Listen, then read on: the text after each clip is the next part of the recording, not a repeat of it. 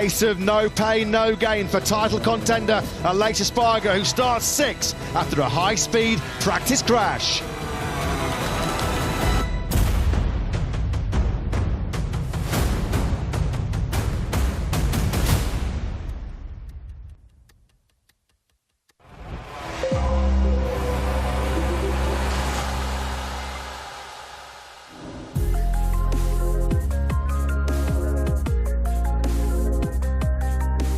Welcome back then to the heart of England.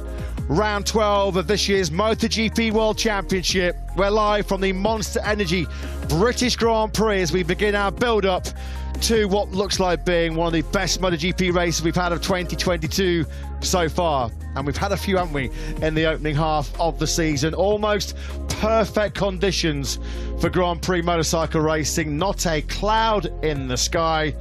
It's been all about sun and sunscreen and a bit of pain to throw in as well, unfortunately, for this man, Aprilia Spargo, who has been declared fit to start this British Grand Prix despite the excruciating agony in both feet after a high-speed, high-side going through turn 12 rather, in FP4 yesterday. It's going to be a really tough 20-lap British Grand Prix for Aprilia Spargo, but sometimes adrenaline can be the best medicine, the best painkiller, as he tries to claw back some of that 21-point deficit he has on World Championship leader Fabio Quartararo. If he needs any inspiration, Aprilia Spargo, it was right here at Silverstone 1 year ago, where he started this golden run of success for the factory Aprilia team, their first ever podium in the modern MotoGP four-stroke era. A little tap on the screen of his factory Aprilia. It would be mission impossible, many would think, for him to win this Grand Prix given his physical condition, but do not discount the grit and determination, the mental and physical resilience of Aprilia Spargo coming up in what will be a tough and demanding 20-lap British Grand Prix. Matt Burt, Lewis Sotheby and Simon Crafar to bring you coverage of this Monster Energy British Grand Prix, and it's going to be an eventful race for this young man, the world champion Fabio Quartararo, Lewis, starting 4th, but with a long lap penalty to serve. The stories everywhere you look on this MotoGP grid. We're talking already about the riders on the second row of the grid. Aprilia Spargo starts 6th. Fabio Quartararo lines up 4th. He has the long lap penalty, as you mentioned, from the Dutch TT at Assen. The contact with Aprilia Spargo down at De Strubben as they were battling for second place. Fabio Quartararo, he's had 5 weeks to process the fact that he's got a penalty going to this Grand Prix, and he's had all weekend to practice the long lap penalty lane itself. Quartararo will have to serve that very early in this Grand Prix. He'll be notified most likely on the first lap of this Grand Prix, from which point he will have 3 laps to serve the penalty. We had a couple of riders serve a long lap penalty in the Moto3 race earlier on. It took them around a second of race time that they lost. So that's probably what Fabio Quartararo is going to have to give up early in this race. We've had a few Super Saturdays already so far in 2022. Yesterday in qualifying was certainly no exception. We just saw there Ducati Lenovo team rider Jack Miller. Ordinarily a 1:57.9 would have you pole position in a British Grand Prix in the Premier Class. Miller on the front row though, a grid that will be topped by this man, Prima PRAMAC Racing's Johan Zarco, a record-busting 1:57.767. 8 riders at the end of Q2 yesterday were inside Marc Marquez's previous 3-year-old all-time lap record as the Royal Air Force marching band gets set for the pre-race ceremony here. Johan Zarco's 8th MotoGP pole position. This is MotoGP appearance number 96 for the 32-year-old Frenchman. He's been the perennial bridesmaid, hasn't he, in MotoGP? 10 of his 15 Premier Class podiums have been second place. It's today the day finally that we get to see the famous Zarco backflip back in action. But this man, Lewis, based on what we've seen so far this weekend, forget his love of Silverstone, forget his great record here aside, every single session this weekend so far, Maverick Vinales has been competing for that top 3. He starts second, his first Aprilia front row, and he topped this morning's warm-up session in pretty impressive fashion as well. He's had such a spring in his step this weekend that he's practically been doing backflips. Maverick Vinales, he is a specialist around this place, took his first ever MotoGP win here for Suzuki in 2016. He is a threat, make no mistake about that. Massimo Rivola said yesterday, given the physical state of Aprilia Spargo, that he expects Maverick Vinales Viñales to fly the flag for Aprilia in this Grand Prix. He has a genuine chance from the middle of the front row. We just got a glimpse there of Pecco Bagnaia, the winner last time out, through all the drama taking place behind him in the Dutch TT. Bagnaia held it together and took a third victory in 6 races. Fortunately for him, though, the other 3 races in that run of 6 were DNFs, which is why he goes into this 12th round of the World Championship 66 points behind championship leader Fabio Quartararo. How will the beast fare in the British Grand Prix? It's been hard to predict the form of 24-year-old Enea Bastianini so far this season. The highs have been fantastic highs, 3 wins, but when you look at his other 8 appearances in the opening half of the season, there's been no other top 6. Wildly inconsistent as the Gresini Ducati man. The best qualifying down in 8th place since the French Grand Prix in Le Mans, which he did go on to win. Here's Jorge Martin then, who was at the back of the 3rd row in 9th. You look at Luca Marini, Alex Rins and Joan Mir, the 2 Suzukis down to 12th place. I don't think it's any exaggeration, Lewis, to say that any one of those top 12 riders could find themselves fighting for the podium here today. The times have been super tight, nothing really between those top 12 men. The start and the first few laps are going to be crucial, but you can make a strong case for any of that top 12 being right in the battle for the podium in this 20-lapper. Especially given that this circuit, Silverstone, just lends itself to overtakes. We won't spoil the Moto3 race for you, but let's just say there were more than a few overtakes in that Grand Prix. It wasn't boring, that's for sure. It wasn't boring, make no mistake about that. So many opportunities. It's a fast-flowing layout. It's very easy to get the drive and get the slipstream behind someone and launch an overtake. Fabio Quartararo is going to have to do some overtaking. We're pretty certain of that. From the 2nd row of the grid, even if he leads in the early stages of the Grand Prix, you would expect him to give that lead up once he serves the long lap penalty. And here is why he's serving it. Yeah, this was 5 weeks ago. Seems like a long time ago now, doesn't it? At the Struben, turn 5, just locking the front on the brakes there as he tried to squeeze up the inside of Aleix Espargaro. At that stage of the race, Pecco Bagnaia had already started to check out at the front. Impatient, a rookie mistake is how Fabio Quartararo described it on the inside of Aleix Espargaro. He went down. Aleix Espargaro went into the gravel, didn't crash, but the outcome, somewhat contentious circumstances. It's been hotly debated, this penalty for Fabio Quartararo over the summer break, but that is the long lap penalty area from our helicopter shot down through that 2nd gear loop, turn number 14. Fabio Quartararo has been through that, I would say, at least 15 times so far this weekend. He actually cycled through it as well on Thursday. It's pretty bumpy. He said there's no time for heroics to go through there. Some people think it might be a soft penalty, given the fact that it looks like he's only losing about a second when other long lap penalty loops, in particular the likes of Catalunya and Assen, you seem to lose anything between 2 and 4 seconds. Hasn't been a repeat of the 2021 British Grand Prix as yet for this man. Pol Espargaro is going to be the first man to come out on the formation lap.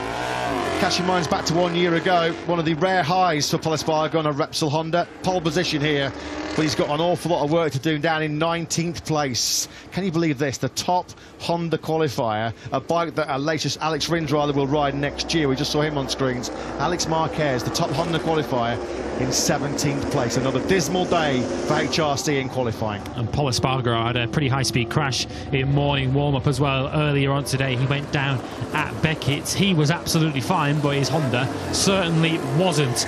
Out onto the grid then we go. Just everywhere you look, every time we switch to a new rider, we have a new story and a different contender for potential race victory. A hug from Massimo Rivola to Aleix Espargaro. Let's watch the Spaniard climb onto this factory Aprilia. Just what is the physical condition and how will Aleix Espargaro be in the closing stages in particular of this British Grand Prix? I bet Massimo Rivola went for that hug. Aleix went, don't do it too tight. He's going to be in absolute agony. Can Aleix Espargaro defy all the odds here and take what would be a sensational back-to-back podium finish for the factory Aprilia team here in Silverstone? Now then, this Grand Prix, right on cue, I was just about to talk about tyres. It looked like, in terms of the front tyre selection, a straight split between the soft front medium compound and then a split decision on the rear between the medium and the hard. We saw how fast yesterday in FP4 Johan Zarco was on the hard compound tyre in FP4. That was the tyre that caught out Aleix Espargaro in such painful fashion at turn 12. Great helicopter shots of packed campsites, packed car parks here at Silverstone, but Lewis can bring us bang up to date with some provisional tyre information from Michelin. I'm guessing, Lewis, it's probably a fair split as we suspected. It is exactly as you described it. For the front tyres, there's more unanimity than we expected. Only 5 riders have gone to the grid on the soft front tyre. Given the higher temperatures, the vast majority have opted for the medium. The 5 riders who've gone for the soft front tyre at this stage: Jack Miller, the poleman Johan Zarco, Fabio Di Giannantonio, Stefan Bradl, and the reigning world champion Fabio Quartararo. For the rear, it's much more of a 50-50 split. It is again between the medium and the hard. Viñales, Aleix Espargaro, Miller, Bagnaia, Zarco, Martin and Bastianini all on the hard rear. So too Marini, Bezzecchi and Bradl, and Joan Mir also on the hard rear. Everyone else on the medium. Well, last year Fabio Quartararo dominated the British Grand Prix to take Yamaha's first win at this famous venue since Valentino Rossi in the rain conditions back in 2015. He's been bullish about his victory prospects again so far this weekend, convinced he can fight for the win despite that second row start. What are the pre-race thoughts of the world champion, Monster Energy Yamaha boss Mario Meregal? I'm delighted to say it's with Simon down on the grid. Good afternoon, guys. Good afternoon. Mayo, a lot of us still convinced that Fabio can do the job and fight for the win, even win today, even with the long lap penalty. More importantly, what do you believe he can do? Yeah, we also believe that anyway we have the cards to play a good game today. We have been lucky that at least we can also practice the long lap penalty during the session. Another good point for us is that here the long lap penalty is not that long as in other circuit. You know, it will be very important to have a good start, and then we have to wait for the signal from the race direction, and then he knows he will try to do it when he thinks is the best moment to do it. And then I think he has also to use his brain a bit, because for sure it's a place where we have to take risk, but maybe also where we have to think about. Speaking of thinking about, you must be also thinking about championship. So I imagine you've had that discussion with Fabio. Yeah, we had. He is clever. Honestly, he was disappointed in Assen because of the mistake he did. I think he will be very conscious. And I mean, we believe that if he sees that there is possibility, then he will try. Otherwise, he will try to manage. Mayo, thank you very much for your time. Good luck today. You're welcome. Thank you, Ben. Thanks, Simon. Thanks to Mario Meregal. He's raced with his head so often in his Grand Prix career, hasn't he, Fabio Quartararo? It was a rare mistake. You can forgive him it last time out at Assen. 2 crashes in the space of 10 laps, having crashed just twice all season long prior to the Dutch TT. So Aleix Espargaro then hobbles to his grid spot, back of what is a super high quality second row. Has there been a stronger second row of the grid so far this season? Quartararo, Bagnaia and Aleix Espargaro on that row too, as Lewis talks us through the superstar grid. It is Zarco, Viñales and Miller on the front row. As mentioned, a star-studded second row with Quartararo, Bagnaia and Aleix Espargaro. Quartararo, interestingly, the sole rider in that top 6 who's gone for the medium rear. Bezzecchi, Bastianini and Martin on row 3, with Marini, Rins and Mir on row 4.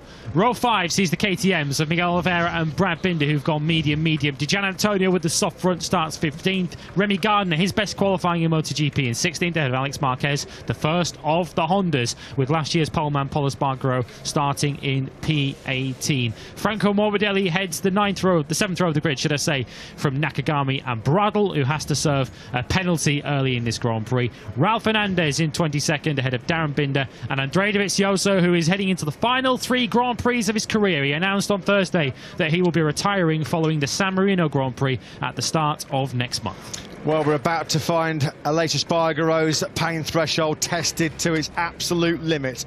I'm sure Massimo Rivola's nerve threshold will be tested to its absolute limit in this British Grand Prix, because his man goes from 6 after that bruising crash in FP4 yesterday. I'm delighted to say, as always, Massimo has taken time out of his very busy pre-race schedule to have a little natter with Simon down on the grid. He has.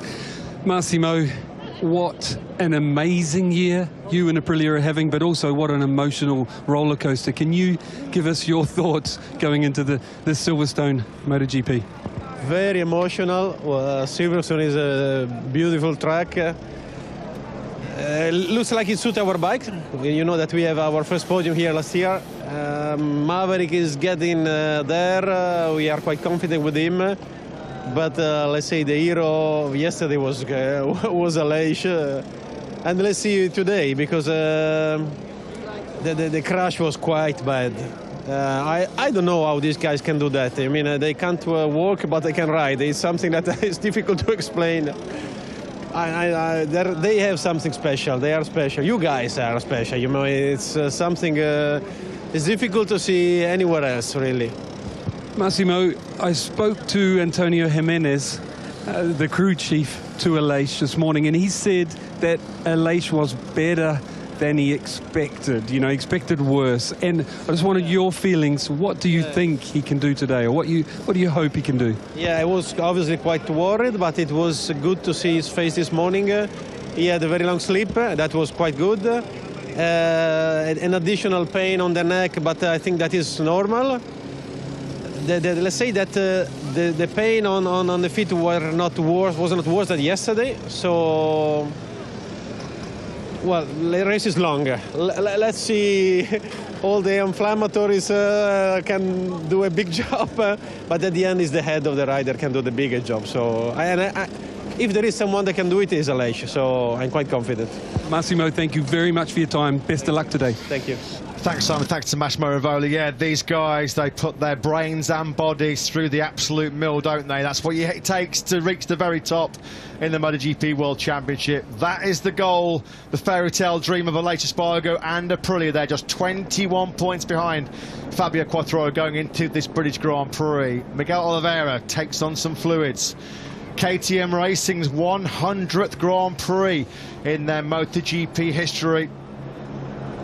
Not too sure they're going to be fighting for the podium today, with Oliveira, their top qualifier, in 13th place. Of course, big home Grand Prix coming up for KTM in 2 weeks' time in the Sturry Mountains, the Red Bull Ring on the modified Red Bull Ring, of course, in Austria. Jack Miller, quietly confident, I think it's fair to say, that he's got race-winning potential here today as he starts to wind down of his factory Ducati career before he moves on to pastures new at KTM next year. He said he put it all out there yesterday, left everything on the line, all on the limit, and he saw his lap time 1:57.9, thought that'll do, and then came through the first corner at Cops, looked at the big screen and saw Zarco's 1:57.767. Top job that by Johann Zarco. It was a good qualifying session in general for the Aussies yesterday, wasn't it? With Jack Miller in second, Remy Gardner here in 16th. The best qualifying of his MotoGP career so far. He feels he's chipping away at that gap to his factory colleagues, Miguel Oliveira and Brad Binder. They start one row ahead of him in 13th and 14th respectively. More points is the aim for Remy Gardner as he fights, of course, for his MotoGP future. Well, it's an absolutely gorgeous Sunday afternoon in the British countryside here. The canals have been busy. There's one of the barges on the canal. Who's going to be barging their way through to success here at the British Grand Prix? Will it be PRAMAC Racing and a dream first win for Johann Zarco? A sensational record-breaking performance from the Frenchman in qualifying yesterday. He starts on pole. Jorge Martin goes from 9th. Let's hear from their team boss, Fonsi Nieto, with Simon. Fonsi, I've never had a stronger feeling about Johann Zarco and top step of the podium. And your other rider, Jorge Martin, I know he's not as good position on the grid, but his pace looked really good, his confidence, he sounded good. Can you give us your thoughts on each rider? Especially John is the strongest weekend than I work with him, and for sure in this race we have to forget the championship and try to win the race, because he have the pace, he have the rhythm, he have a good position for a start, and we try to do at 100%, try to win, try to minimum stay in a podium. And Jorge, honestly, he don't make the result we won on grid, but he start well and he have the good rhythm. Maybe he can go on a podium also. If everything goes well, maybe we can have both on the podium. We cross fingers. Fonzie, thank you. Best of luck. Thank you very much. Thanks, Simon. Thanks to Fonzie Nieto. Then their man, Johann Zarco, on pole position. It sounds like the shackles are off. They don't think they're really in with a serious shout at the championship. 58 points. He's behind Fabio Quartararo. It was almost like they've told him this is the real moment. This is your chance to seize the moment. Fonzie Nieto said this is the best he's seen working together in collaboration with Johann Zarco. I'm not going to say it's win it or bin it mode from Zarco, but clearly they've said, put the thoughts of the championship out of your mind. He's third in the standings right now, just 8 points clear. Bagnaia in fourth spot, but the instructions seem pretty clear, Lewis. You're never going to have a better opportunity to take that elusive first win. Go for broke. Yeah, go for gold here at Silverstone, and I wouldn't be blaming Johann Zarco if he goes for that approach whatsoever. Confirmation on your screen of a penalty for Stefan Bradl. Irresponsible riding during qualifying yesterday. He goes back 3 places on the grid from 18th to 21st. It's been a great season so far for the factory Ducati team. They've got 2 bikes on the front row of the grid here this afternoon, including Ducati Lenovo team rider Jack Miller in 3rd place. Pecco Bagnaia's got great race potential as well. Let's see the pre-race thoughts of the team boss, Davide Tardozzi. Before we do that, let's just look. That's massive high side. That's the reason why Aleix Espargaro is in such agony and pain going into this British Grand Prix. The rear tyre letting go on him in spectacular fashion through the farm curve halfway through FP4. We will now pop down to Simon and Davide Tardozzi with big hopes pinned on the shoulders of some of Ducati's big men. Simon. Yes, Davide, Jack has looked really good all weekend. Sounds confident as well. Pecco on the other side, he sounds like he got a little bit lost or doesn't have the same confidence. Said he was 0.2 off and was hoping to find it for today, Sunday's race. Did he find it? What are your feelings?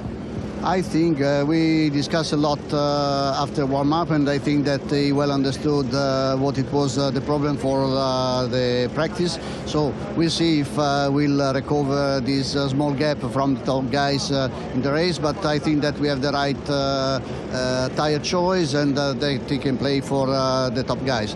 For sure, the Aprilias and Fabio shows a different race pace, but I think that we can be there. And on Jack, what's your feeling? Yeah, Jack needs to be calm on the first couple of laps, being on the draft of the first 3 that I said before, and then we'll see in the end. But I think that both our riders can play for the podium. Thank you, Davide. Thank you. Thanks to Simon. Down in pit lane, high hopes for Ducati then from 3rd and 5th on the grid here today. Of course, Ducati's last victory here at the British Grand Prix came courtesy of Andrea Dovizioso. We saw him on the grid just a few short moments ago. 24th on the grid for him. As mentioned, in the run-up to this British Grand Prix weekend, Andrea Dovizioso announced his upcoming retirement. It's news we've been expecting towards the end of this season. What we weren't expecting was for Andrea Dovizioso to announce that his last Grand Prix of his storied MotoGP career would be at Misano, the San Marino Grand Prix, in around a month's time. That will be his last hurrah in MotoGP. He'll be replaced from that point on at RNF by Britain's Cal Crutchlow. I don't know why we're all neutral in this comedy box, but I've got a real sneaky suspicion that today is Maverick Vinales' day on the form that he's shown so far this weekend, given his outstanding record here at Silverstone. His last 3 British Grand Prix appearances, of course, he was suspended by Yamaha when we came here last year. He has been on the podium, including that famous win for Suzuki back in 2016. He's winless since the opening Grand Prix of 2021. The 27-year-old Spaniard. Plenty of support in the grandstands for the world champion Fabio Quartararo as he has to tackle that long lap penalty loop. But we'll take a quick pause now to hear a rendition of the national anthem from the band of the Royal Air Force Regiment, who are going to kick off our now traditional pre-race grid ceremony, where the race-winning trophy and the world champions tower is always on demonstration. So myself, Lewis and Simon will just take a very quick breather as we get set for the British national anthem.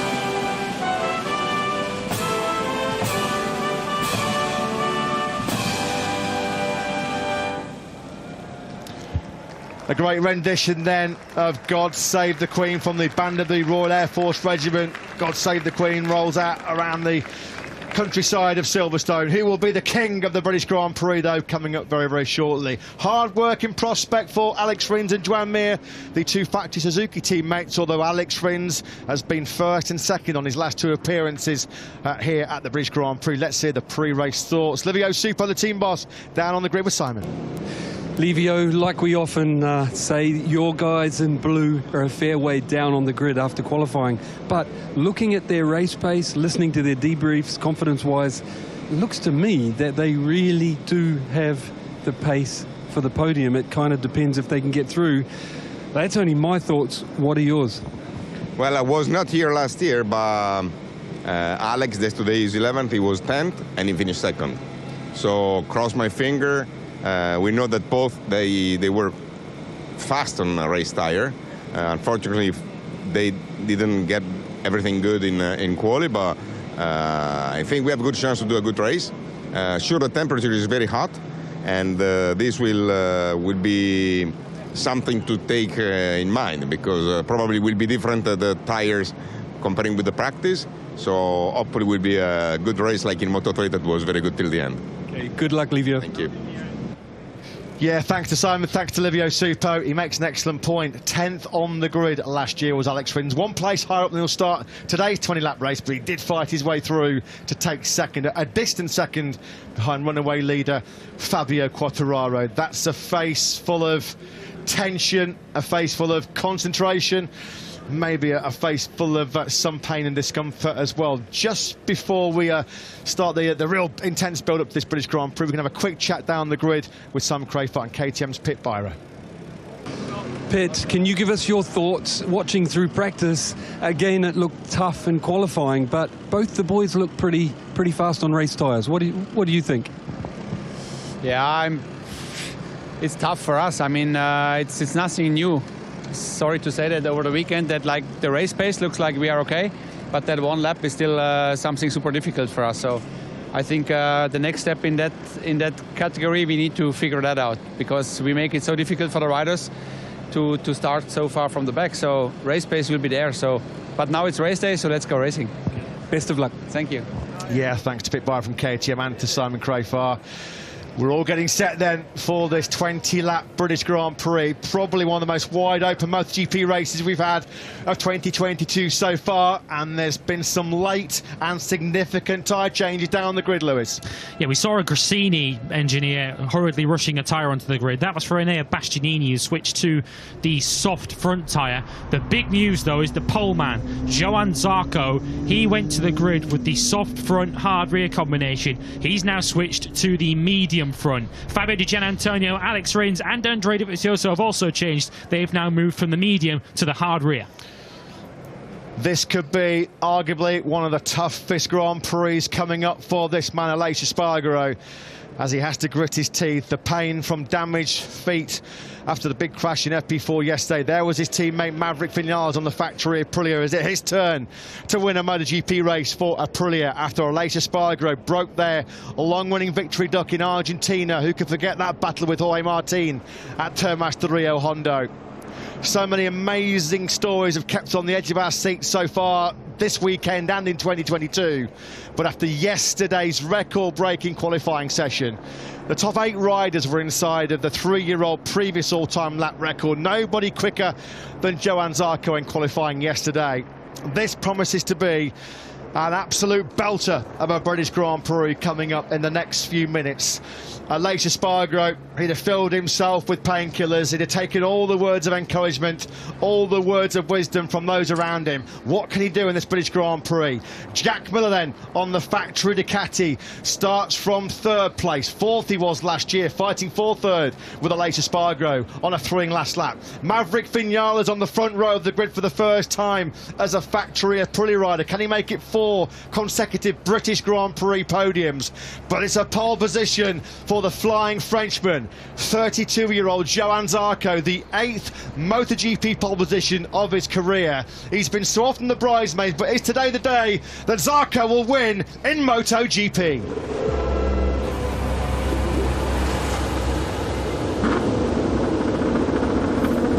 Who will strike gold at Silverstone? Johann Zarco goes